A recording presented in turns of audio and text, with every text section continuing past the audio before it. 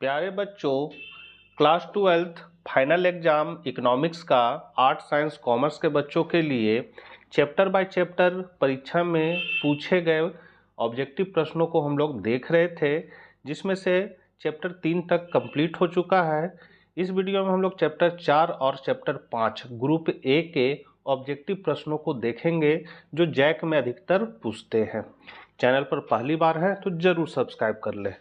तो चलिए हम लोग फटाफट आंसर को देख लेते हैं। तो पहला आपका क्वेश्चन है, अति अल्पकाल में पूर्ति होगी। तो अति अल्पकाल में जो पूर्ति होगी वो पूर्णतया बेरोजगार होगी। पूर्ण प्रतियोगिता में फर्म जो है वो क्या होता है, तो कीमत को ग्रहण करती है। कीमत का निर्धारण वो नहीं कर सकती है, वो कीमत को ग्रहण करती है। पूर्ण प्रतियोगिता में किसी वस्तु का मूल्य निर्धारित होता है, तो वो जो वस्तु का मूल्य निर्धारित होता है वो होता है मांग एवं पूर्ति द्वारा। बाजार मूल्य संबंधित होता है, बाजार मूल्य जो संबंधित होता है वो अति अल्पकालीन मूल्य से संबंधित होता है। बाजार की निम्नलिखित में कौन सी विशेषताएं हैं, तो ये विशेषताएं हैं, एक क्षेत्र, क्रेताओं और विक्रेताओं की स्थिति, वस्तु का एक मूल्य और इनमें सभी। तो आपका डी हो जाएगा इनमें सभी। छठा है, किस बाजार में वस्तु विभेद पाया जाता है। तो वस्तु विभेद जो है शुद्ध प्रतियोगिता है। पूर्ण प्रतियोगिता एकाधिकार में आपका वस्तु विभेद पाया जाता है, क्योंकि बेचने वाला इकलौता होता है। पूर्ण प्रतियोगिता में निम्नलिखित में कौन सा सत्य है। तो यहाँ पर सत्य वचन को ढूंढना है। तो यहाँ पर थोड़ा सा मिसप्रिंट हो गया बच्चों, ए आर बराबर एम आर, यहाँ एम आर होना चाहिए, तो सा आपका करेक्ट हो जाएगा।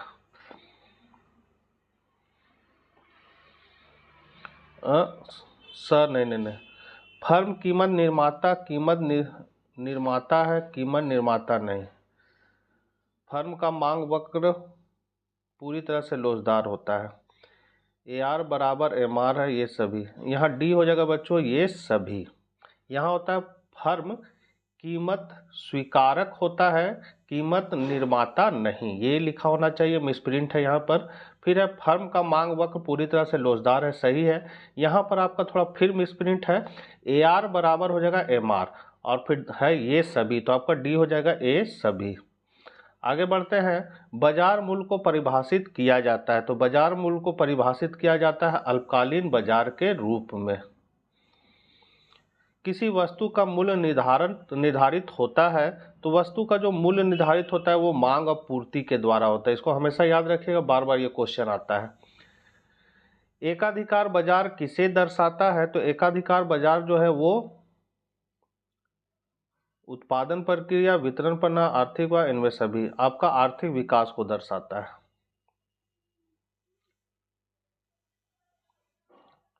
आर्थिक विकास नहीं होना चाहिए, इसमें उत्पादन प्रक्रिया हो जाएगा बच्चों।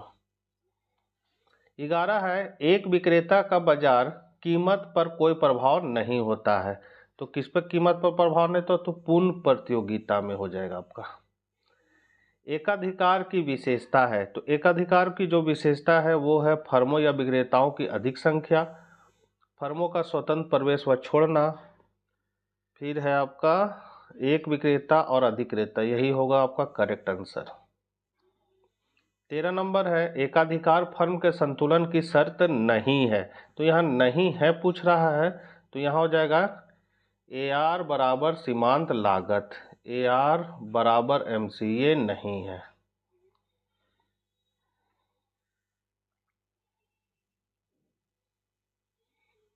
अगला है, बाजार वर्गीकरण का निम्नलिखित में कौन सा आधार है। तो ये आधार है आपका वर्गीकरण पूर्ण प्रतियोगिता, शून्य प्रतियोगिता, अपूर्ण प्रतियोगिता, इनमें से नहीं। तो यहाँ आपका द हो जाएगा इनमें से सभी। 15 है, पूर्ण प्रतियोगिता बाजार की निम्नलिखित में कौन सी विशेषताएं हैं। तो बाजार की जो विशेषता है ज़्यादातर आंसर उपयुक्त सभी ही होता है, तो यही हो जाएगा आपका। 16 नंबर है, किस बाजार में ए आर बराबर एम आर होता है। तो पूर्ण प्रतियोगिता बाजार में ए आर बराबर एम आर, ये क्वेश्चन बहुत बार आया है बच्चों, और इस बार आ सकता है, क्योंकि 2023 में ये क्वेश्चन पूछा था। पूर्ण प्रतियोगिता बाजार में किस प्रकार की वस्तुओं का उत्पादन होता है? तो समरूप वस्तुओं का उत्पादन होता है। ये भी क्वेश्चन 2023 में पूछा हुआ है। अल्पकाल में एक पूर्ण प्रतियोगी फर्म को हानि होती है जब, तो कब? तो यहाँ हो जाएगा आपका P ग्रेटर देन AC, जब मूल्य है सो औसत लागत से जब अधिक होगा तब। फर्मों के मुक्त प्रवेश तथा निकासी की स्थिति में बाजार कीमत सदैव, तो सदैव क्या होता है? न्यूनतम सीमांत लागत होता है। एकाधिकार में फर्मों की संख्या कितनी होती है? तो बेचने वाला इकलौता होता है, इसलिए यहाँ फर्मों की संख्या 1 हो जाएगा। एक एकाधिकारी नियंत्रित कर सकता है, तो क्या चीज को? तो कीमत और उत्पादन मात्रा दोनों को। जिस बाजार संरचना में केवल 2 फर्म हो उसे कहा जाता है, तो उसको हम लोग कहते हैं द्वि-अधिकार। 2 फर्म, केवल 2 फर्म हो तो उसको ड्यूपोली कहते हैं, द्वय अधिकार। कार्टेल निर्माण किस प्रकार की बाजार संरचना में संभव है? तो ये संभव है आपका द्वय अधिकार में, ड्यूपोली में ही संभव है। अगला चैप्टर 5वां चैप्टर से है बच्चों ये क्वेश्चन। निम्न में कौन सा कथन सही है? तो यहाँ पर कथन जो सही है वो पहला कथन है कि श्रम की मांग उत्पादक द्वारा की जाती, ठीक है। श्रम की मांग उसकी उत्पादकता पर निर्भर करती, भी ठीक है। श्रम की सीमांत उत्पादकता उसकी अधिकतम मजदूरी होती, भी ठीक है। तो आपका डी हो जाएगा उपर्युक्त सभी। दूसरा है लगान। लगान जो है वो क्या है? तो लगान जो है वो वास्तविक लगान माइनस हस्तांतरण आय है। साम्य कीमत का निर्धारण निम्न में किसके द्वारा स्थापित होता है? तो ये होता है आपका मांग आपूर्ति के द्वारा। तो आपका स हो जाएगा अ और ब दोनों। साधन कीमत निर्धारण के निम्न में कौन से घटक हैं? तो यहाँ पर घटक जो है वो है लगान, मजदूरी, ब्याज। ये साधन है तो इनमें सभी हो जाएगा। जैसे भूमि को लगान मिलता है, श्रम को मजदूरी, पूंजी को ब्याज, साहसी को लाभ मिलता है। बाजार में वस्तु की कीमत उस बिंदु पर निर्धारित होती है जहां, तो जहां क्या हो जाएगा? आपका स हो जाएगा वस्तु की मांग बराबर वस्तु की पूर्ति। मतलब जहां पर मांग और पूर्ति आपस में बराबर हो जाएगी वहीं पर कीमत का निर्धारण हो जाएगा। छठा है पूर्ति अपने लिए मांग का सृजन स्वयं कर लेती है। किसने कहा था? तो ये कथन है JB से का। JB से का बाजार नियम बहुत प्रचलित है बच्चों। सातवां है आपका एक मुश्त कर लगाने से किसी वस्तु की पूर्ति पर क्या प्रभाव होता है? तो उसका पूर्ति क्या हो जाएगा? कम हो जाएगा। जब कर लग जाएगा तो उससे क्या हो जाएगा? पूर्ति कम हो जाती है। अधिक मांग की स्थिति में कीमत में प्रवृत्ति होती है, तो कीमत की प्रवृत्ति होती है वृद्धि होने की। कीमत उस बिंदु पर निर्धारित होती है जहां, तो जहां वस्तु की मांग और पूर्ति बराबर हो। देखिए क्वेश्चन बार बार आ रहा है। सामान्यता एक मांग वक्र की ढाल होती है, तो मांग वक्र की ढाल क्या होती है? सामान्य वस्तु के लिए ऋणात्मक होती है, गिफिन वस्तु के लिए धनात्मक। जैसे समान वस्तु है तो ऊपर से नीचे दाहिनी ओर मांग वक्र गिरता है, लेकिन गिफिन वस्तु मांग वक्र नीचे से ऊपर दाहिनी ओर बढ़ता है। तो यहाँ पर सामान्य बोल रहा है तो इसलिए ऋणात्मक होगा क्योंकि ये नीचे की ओर गिर रहा है। एक सरल रेखा मांग वक्र के मध्य बिंदु पर मांग की लोच होती है, तो मांग की लोच जो होगी वो 1 के बराबर होगी। तो जैसे ये है आपका सरल रेखा, ठीक है। इसका बीचों बीच में मांग की लोच होगा सो 1 होगा। नीचे से नीचे की ओर आएंगे तो मान घटेगा, तो यहाँ से यहाँ का बीचों बीच में मांग की लोच लेस देन 1 होगा और यहाँ घटने की सीमा 0 हो जाएगा, तो अक्ष पर मांग की लोच 0 हो जाएगा। उसी तरह यदि हम ऊपर की ओर बढ़ें तो यहाँ से यहाँ का बीचों बीच में मांग की लोच इकाई से अधिक होगी और इस अक्ष पर मांग की लोच अनंत होगी, इन्फिनिटिव। तो इस तरह हमको याद रखना है, ठीक है बच्चों।